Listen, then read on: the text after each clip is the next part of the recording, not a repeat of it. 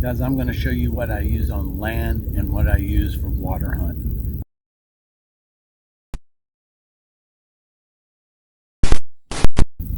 Hey everybody, good morning and welcome to Panther City Outdoors. This morning I am at Lake Benbrook and look at all those birds behind me.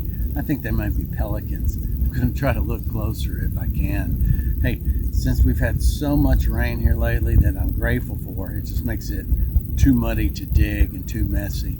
I decided to go ahead and fulfill some of my subscribers' wishes that I produce a video showing what kind of things I use, the settings that I use. So this is going to be the first of at least a two-parter, and these are tools of the trade, and this is what I use for the hunt.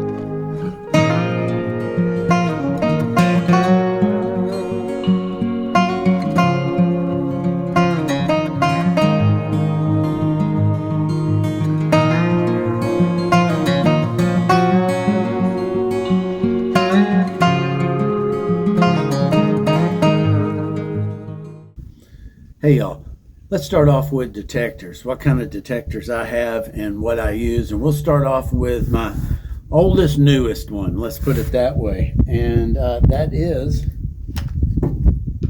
here. This is the Nokta Simplex. And you know I've got an older one because I have got these blue headphones. You know, these now they come with the green. These are some older ones. You can see they're kind of torn up a bit, but I've used the crud out of this machine. I've paid for it several times. I love this little machine and use it. Still, it's always my backup. If someone wants to go, this is one of the easiest turn on and go machines. You know, I will flash up some settings that I use, but I pretty much just turn it on and go. Those are my settings. The only thing I really adjust is what mode, park, field, beach, and the sensitivity up and down. And that's really it. And that's really based upon your conditions. You know, you go to some parks, there may be a lot of EMI and you'll have to turn that down. Other ones, you can run it wide open and just turn it up as high as you possibly can and without any chatter. Next one I have is my Equinox 600. It is from Minelab. I do have my wireless headphones on this one. This is the one that I've been using underwater the most. I did buy an 800 that I'll show you here in a bit. And boy, that was a big fish. And but you know, I love this one. The 600 has not leaked.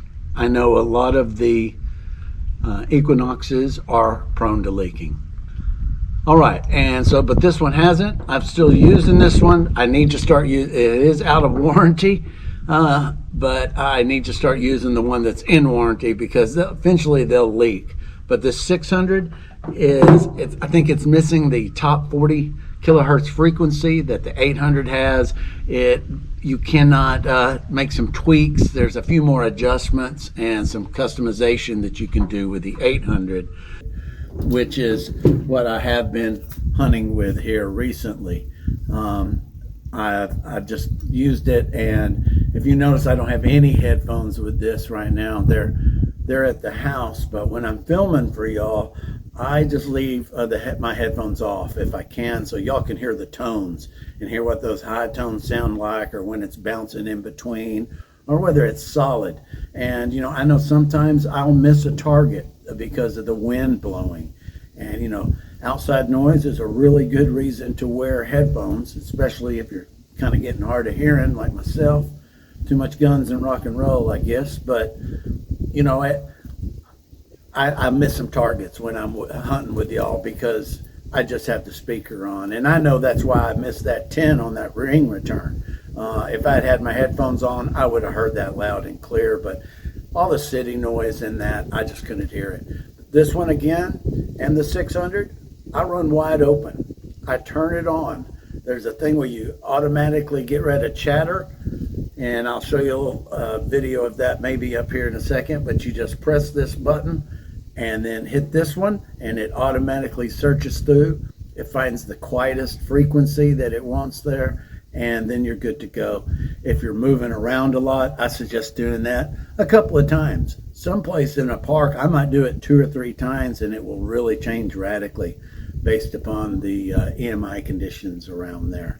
But, other than that and sensitivity, that's about all I change. There is one more thing on the Equinox 600 and 800 I do change, and that's the reactivity setting, or the swing speed as a lot of people call it.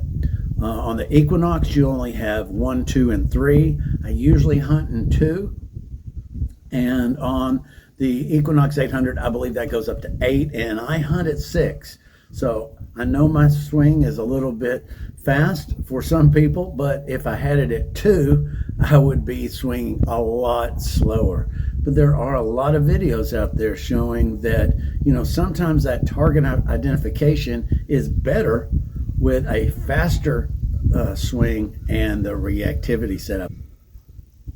Okay, guys, there's really only 2 things you need to get started in metal detecting. 1, obviously a metal detector, but 2, you need some type of digger. Whether you're going to be on land, the beach, water, you need some type of digging tool. And I'm going to show you at least the basic one of what you need. And you start off with a little hand digger. Now, I've given away a couple of these on my giveaways that I've had, and they're an essential tool. Don't fool around with a garden trowel. Believe me, I probably spent $30 or $40 on cheap Home Depot garden trowels trying to get by on the cheap, and they all bent and broke. Go out and spend, if you don't have one, spend $30, $40 on one. You'll be glad that you did. I've got several. This is my small one. I carry it around just simply to cut down on weight when I am out detecting. That's real important for me for weight. What I normally hunt with myself is this Lesh T-handle digger. And you can see this one I just used it the other minute. I like this one, made here in the States, and it's heavy duty. You can see how polished this handle is. It used to be all gray. Now some of them have jagged edges.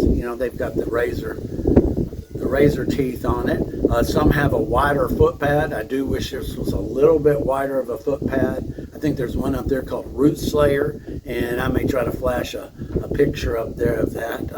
My friend has one that one of the people in our metal detecting clubs made some really nice ones, and he bought one of those. I think these are about $60, $70, $80 and up, depending on what you want. And as with all of the things that I'm telling you about today, I'll have a link down in the description. Just click see more, and then you'll see all of my Amazon affiliate links. And whether you buy something or not, I appreciate you clicking on that. That helps out my channel.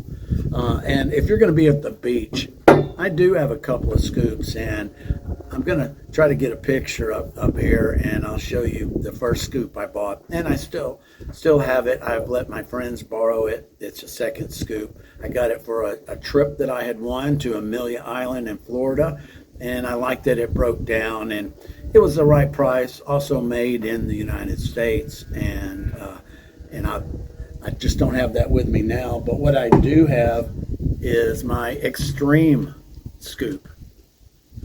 This is a Texas-made scoop.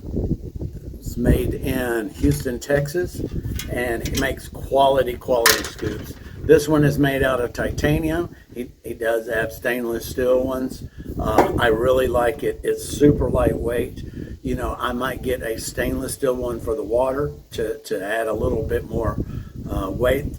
But if you're hunting dry in the wet, I think this weighs 1.8 pounds. And I do have the travel handle here. So by removing a a screw right here, an Allen head screw. I can take this off, have this, and the whole thing fits inside my case. And I'm sure I'll be showing you that in a future video in a few months. But I know for a fact that I can just take off this handle and it will fit in the case without having to take off the head.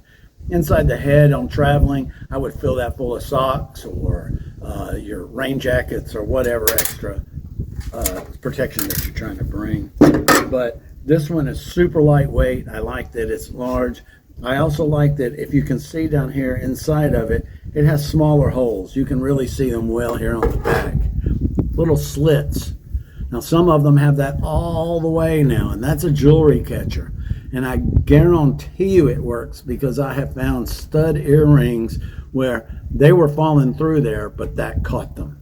So, you know, when you're digging, it's important to try to get your targets at the very bottom. It's kind of like sluicing a pan of gold.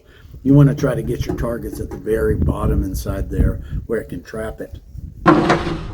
Okay, the next topic we're going to go over with what you need for metal detecting is a pinpointer. I say, do you have to have one? No, you don't. And I hunted for years without one, but I know for a fact that I would have probably found 2 to 4, 5 times more targets back then than I was ever able to find. Because if you don't know, and I'll pop a video up here, the way that you have to do it is grab a handful of dirt, wave it over the coil, and see if it's in there. And if it's not, you rinse, repeat until you found it, or whether it's a clod or whatever.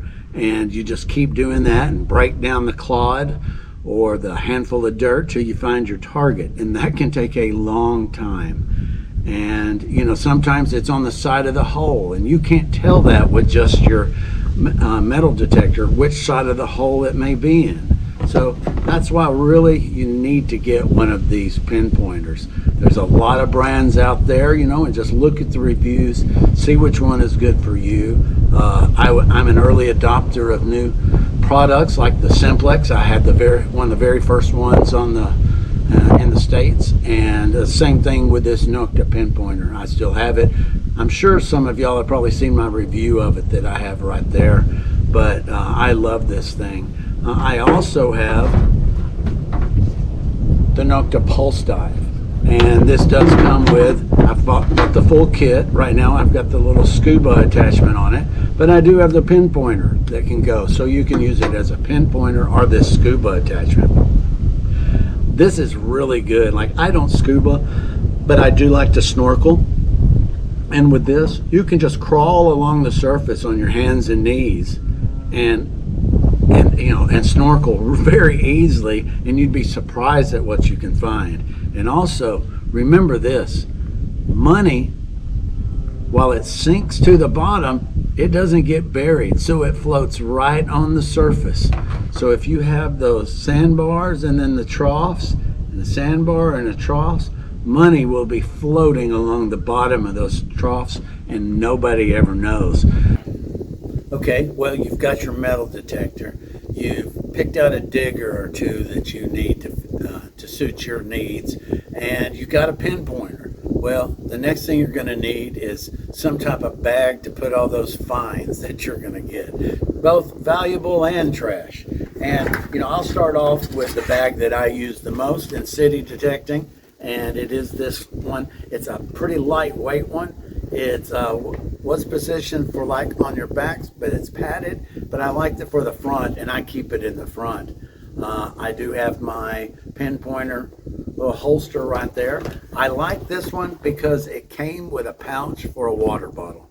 And in Texas, it gets so hot, and just anytime I need to keep hydrated. And it's something I sometimes forget to do. And it's so important in this hobby. So I like that it has that pouch. It's got 2 pouches here as well. Trash goes in the back, and then it's got a small one here in the front. Well, it's the same depth, and I put all my good stuff inside there, and I'm pretty happy with it. Now this little part did break. I'll be doing a full review on this as well as a lot of the products that I've been showing you today. I do plan on doing reviews, but I like this because I can put a water bottle inside here. It fits perfect, and you know, at the end, if I'm done with the water, if it's in a plastic bottle, I can throw it away in a bin, or you know, and then I can just put more trash or junk, things tall nature of inside here, and I've used it as a pouch. I think I've used this for about 3 years, and it's really held up, and they weren't too bad. They really weren't. Just to have this one little thing that kind of held the bottle in place, I knew that wasn't going to last. I could probably staple it in if I really wanted to, but I'll probably just cut it off because I just don't need it. All right. The next type is, you know, this standard pouch. You've seen it. You've seen them. It might have come. Your detector might have come with one, and you know, we've all got these. I don't mind that. It does have a couple of pockets on the inside. Once again, for some good stuff and maybe big stuff, but it doesn't have a mesh bottom. So all the dirt that you collect on things is going to stay with you. And I kind of like the mesh better because you're not carrying as much weight. And as someone who used to hike a lot, you know, it was always drilled in my head by my mentors, you know, reduce weight, reduce weight. And so, you know, everything has to be multi-purpose and hopefully doesn't weigh much. And right now, as I get older, carrying less weight is more and more important. You know, when I am hunting on the beach, I definitely use a mesh bottom bag. This was the Extreme bag that came with my scoop. I do like it. There's one very similar to it on Amazon that I have put down in my link in the description, and it's a good one. I like that it has mesh at the very bottom of this top pocket, and then you've got the large one right there. And with the large one, that's where all my trash goes. Now, something I do like is when I'm water hunting on this, and this is underwater, it cleans all that stuff of all the sand. So you're going to be carrying less weight when you hop out of the water. But two, I wear this when I water hunt because I'll put a water bottle inside here, and then I'll just zip it closed. And that way it doesn't float off as I drink the water from it, and it just fills full of air. You know, it wants to float. So that zipper comes in handy and keeps me hydrated, hopefully. You know, if I'm at a place where there's a lot of trash, or whether I'm land or sea, I'll often carry 2 bags. If I'm on land, I'll probably carry my standard bag that I carry all the time, that's got my pinpointer attachments and all that, and then I'll get another bag. This one is almost all mesh with a small front pocket, and so I like this one. It's not bad. It is mesh on the inside. That helps keep down on weight. I like to carry this one at the beach as well. And you know, if you're going to carry a backpack, these are easy enough to throw in the back. You know, you may be finding on the beach, you might get in an area where there's a ton of 50 caliber bullets or brass casings or just pieces of brass and lead, and you want to kind of carry it back, maybe to scrap it, especially that brass and copper. And you know, this will help if you've got it in a bag, or it's light enough to keep an extra one on. Okay guys, well, those are the bags. You know, let's look at the next thing that I really need for my hunt. Okay, these are the last things that I need, at least one or all of them, for every hunt that I do. And an important one here is sunscreen. I use 50.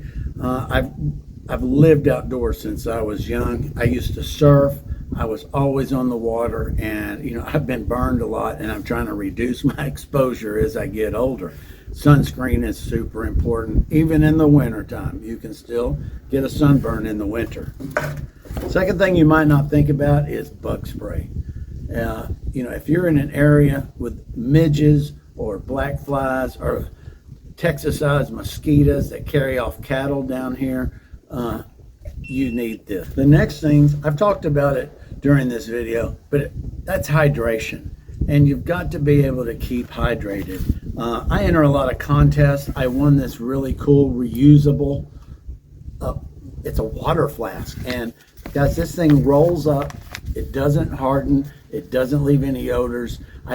I don't know if this company is still around. I'm going to check this out during the editing process, and if so, I will put a link to it. It's kind of cool. It's got a nice carabiner on there. I've used it a lot because the thing I like is after I'm finished, I can roll this up and put it in my pocket and get it out of the way.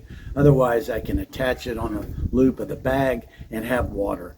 And you know, with the water, it may be heavy at the beginning, but as you get more targets and you put them inside your bag and it gets heavier, you can drink water, and that helps equalize all that. So hopefully equilibrium takes over and it stays about the same, or maybe, you know, you don't find so much trash, and that's always good. Guys, I've always kind of been a waste not, want not guy. That's how my parents raised me. And I had this JBL flip. It was the first generation of them, and they all came with this really cool neoprene case. And I've never used it for my flip, which I still have. But I've always kept this thinking, well, that's a pretty cool case.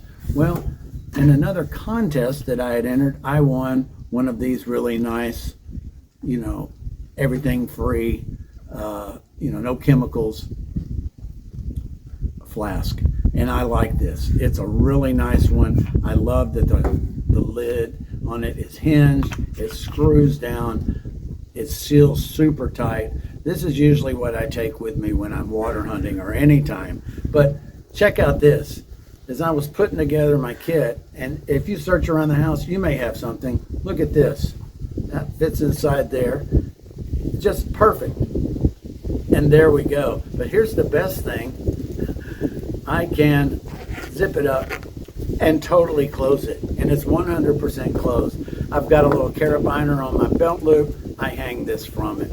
And I'm just happy. The only downside, it's black, and in the summer that heats, but it is insulating it. And I've had cold water 45 minutes later, still nice and cool. And when it's 105, 106 degrees in Texas, you need as much water as you can get. But this is real important. You got to keep hydrated. And even if you just bring a plastic bottle of water with you, put it in your fines pouch, it will go down as you hunt. Okay, the next thing I want to talk about is gloves. I see a lot of people out there hunting and they do not wear gloves. But guys, I have pulled up, so if you're park hunting, there is glass, there are syringes, there's horrible things in the ground. And gloves have saved me more than once. Have I put my hand in a hole and come out and a syringe is sticking out and never got me. It was in just barely sticking onto the leather. So gloves are super important. These are Garrett's right here. I won these at one of my club's little giveaways that they have at the end of every meeting. I really like these. These are heavy duty. But, you know, I also use other just regular gloves that I can find, any of them. Now, when I am hunting in the water, I do use different gloves. I like these. They cover up my hands, and they're white and reflective. I am going to be doing a review on this one and another set of gloves that I had. And, you know, the other set, I had a problem with the grip that I wasn't very comfortable. These, I've never had a problem. They're easy on, easy off. They're pretty nice gloves, and I'll put the link to them. I think they still sell them. And as with a lot of the things that I review, I've had these for a long time, and I'll be posting a review of these gloves here pretty soon. Guys, if I'm in a really muddy situation, I've even got special mud gloves that I will carry, because it is horrible to run. You will ruin your regular gloves in that wet mud, and they will just soak through. You know, these do have mesh back, but for the majority of your fingers and inside the palms, it's not going to get all muddy and wet, and these will help. They're cheap enough. You can get them at Harbor Freight, and you might have some in your garage. Okay, just a couple more things to talk about before I end this. If you have an old pill bottle, these come in handy, especially if you're water hunting or not. You can put your goodies straight inside there, put them in, you know, close it, drop it inside your bag, and it's not going to get all banged up with the rest of the stuff. It'll be super easy to find. A lot of guys use these down at the coast and lake hunting and beach hunting. And if you're going to do that, I suggest putting a little bit of water inside there, so it will give it some weight, so it won't always float up to the top. Because I've opened it, had no water in it, and it started trying to float away. So don't let that happen. Unless you're finding a heavy enough gold ring to weight it down, put water in this. Drop your good ones inside there, and you'll be safe. And when you do find those good coins, I'm guilty of this, and I know you guys and girls have seen a million people find a good coin and just start rubbing it to see what it is. Well, try to resist that urge and get yourself a spray bottle. These are super cheap. It's one of the cheapest metal detecting accessories you can buy, and probably one of the most important ones, especially if you're in an area that you could find some old coins and key dates. Because even if it's in poor condition, if it's a key date, you don't want to scratch it further. And this could be hundreds of dollars of savings rather than just scratching those sand grains into it. Just spray it on, it cleans it right up. Okay, the very last thing that I'm going to talk to y'all about in this segment of tools of the trade for the hunt is some type of headlight. You might already have one of these. I will put a link down below as I have with the others. And I've had this for over 2 years. The battery still lasts forever. I mean, I've used it on a 4-day hunt where I've probably had it on 9-10 hours of the day, and it still goes. I charge it once or twice a summer, and that seems to be it. I think they last up to 40 hours. But it does have two things on it. There's a high, and then there's a medium, and then the flashing. And usually I just like to use the medium. The high is too bright for me. I just click it twice, it goes straight to medium. I click it twice, it's off. And I really like it. You could use this if you're hunting at night in fields, you lose something around the house. These things are super useful. And on the beach, it's a must if you're going to hunt at the beach at night. Hey everyone. Thank you for watching this video, Tools of the Trade for the Hunt. I do hope that you join me on my next video, which will be Tools of the Trade after the hunt. We'll show you how to classify, find out what your finds are, how I sort everything out, the tools, the accessories that I use after this. I hope you'll join me.